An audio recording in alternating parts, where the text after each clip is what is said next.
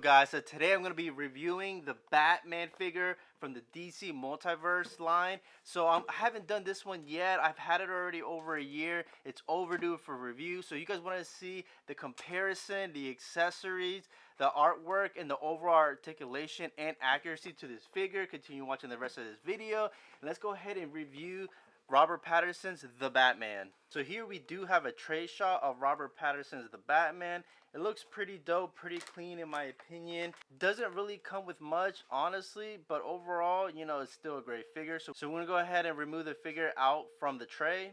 So the first thing, we're gonna go ahead and look at the box. So the box is pretty basic. All it says Batman on the left side right here, and it says DC Multiverse, and then on the bottom you have the Batman logo, which is Robert Pattinson's Batman. And then on the back, it just shows a picture of Robert Pattinson's Batman figure. This is basically the same image that you're going to have on the card. And then at the bottom, you see 4 other figures that's within this wave. Catwoman, the Penguin, the Riddler, as well as a bicycle, which I do have. Now that we're done looking at the box, let's go ahead and look at the accessories. So this figure really comes with little to no accessories whatsoever. It only really comes with a grappling gun, which you guys can see here. It does come with a basic stand, which all the figures, you know, tend to come with a basic stand. And it does come with this data file card, which you guys can see right here. It is really basic, you know, it doesn't really come with anything extra. I'm not sure why it doesn't come with interchangeable hands or anything like that, but let's go ahead and go straight to the figure. So here we have Robert Pattinson's The Batman. This thing is really cool looking, really great. As far as detail wise, it really nails it to accuracy when it comes to how Robert Pattinson looked in the movie. You know, the armor looks pretty dope. It would be nice if it had a little bit of weathering, but overall it's not bad.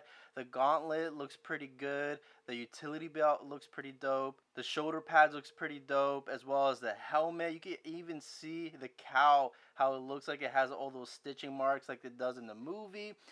The only thing I really wish this had was a cloth cape. But overall, it's not bad having this rubber cape. I'm not really too upset about it. So overall, when it comes to accuracy, I really think this is extremely accurate to the portrayal of Batman from the Batman movie. The only thing I would really want is maybe some more accessories, but we're going to go look. So we're going to go ahead and talk about that a little bit later. So as far as accuracy, when I had to scale it from 1 to 10, I really think this is a nice 8 out of 10.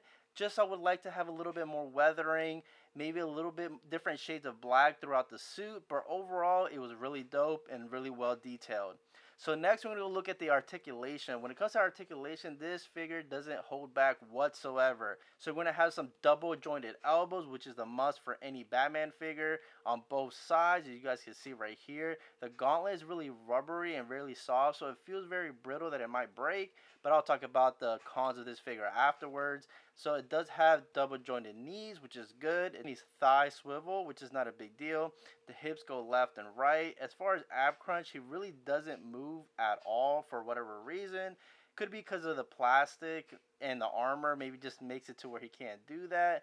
Now when you're looking at his head, the actual sculpture of the head, he does slightly go up and does go down, a little bit left, a little bit right. Doesn't really move all too much because that little piece that goes around the neck, but overall it's still really dope. You guys got that toe articulation, which is very nice and very excessive looking. Now the ankle don't really move as well as the other Batman figures, either that or this one just a little stiff probably. Now the shoulder kind of like the thing is, it doesn't move all too well because it's shoulder piece right here, but I don't know, I mean it is pretty dope, but I feel like it's gonna break. So I don't know, that looks kind of weird. So you guys can see that it just flops around. Not sure exactly why they decided to make it like that, but I mean, I guess you had to sacrifice some form of articulation when it comes to making it really accurate. And it does have butterfly joints as well, so you guys can see that. I mean, you can't really tell all too much, but it does have it. Overall, as far as articulation wise, this figure has a great deal of articulation.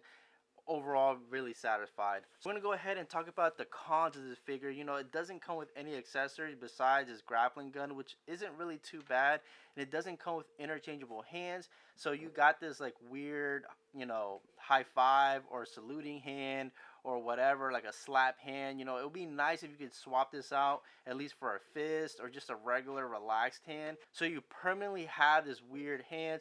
But now I have to have it on just so he doesn't look weird. The shoulder pad thing is pretty annoying. I just been moving him around and he does overlap the cape, which is something that I'm not sure if there's a way to fix that necessarily. At least I would even know how to do that. I would just have to deal with it and just basically keep it tucked in. So the pro of this figure, the articulation is really well articulated. As far as accuracy, Robert Pattinson's The Batman, this figure portrays it really well. I think, like I said, it's like an 8 out of 10. I like the figure overall. Do I think if you could get this on sale, it's a must-have. I think these usually retail around $19.99 or around maybe $22, depending where you buy them from.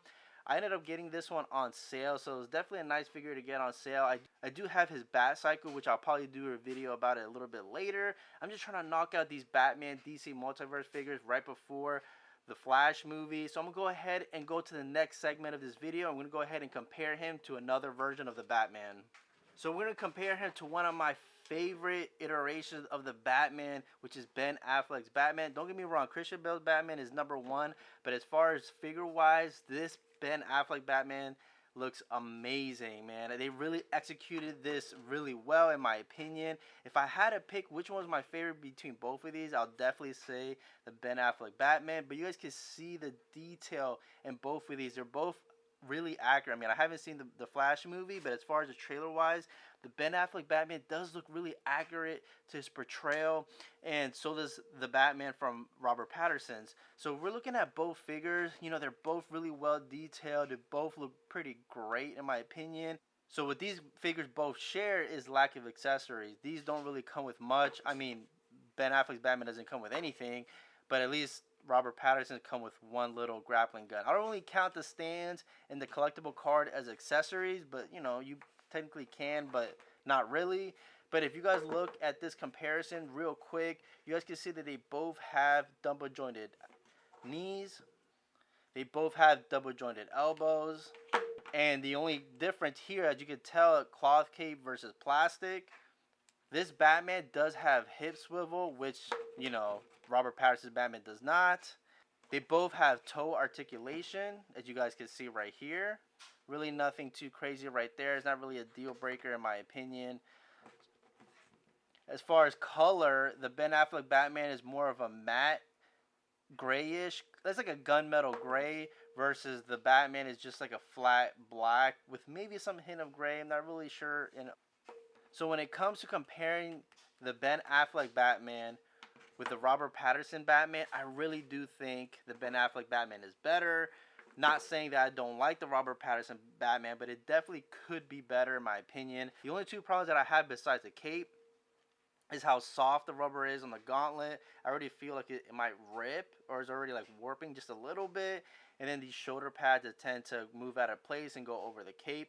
But overall, it's really not a bad figure. Like I said, if you can get this on sale, it's definitely a must cop. Let me know down in the comment section below which Batman you think is better, and what do you like about the Robert Pattinson Batman. And I'll see you guys in the next video.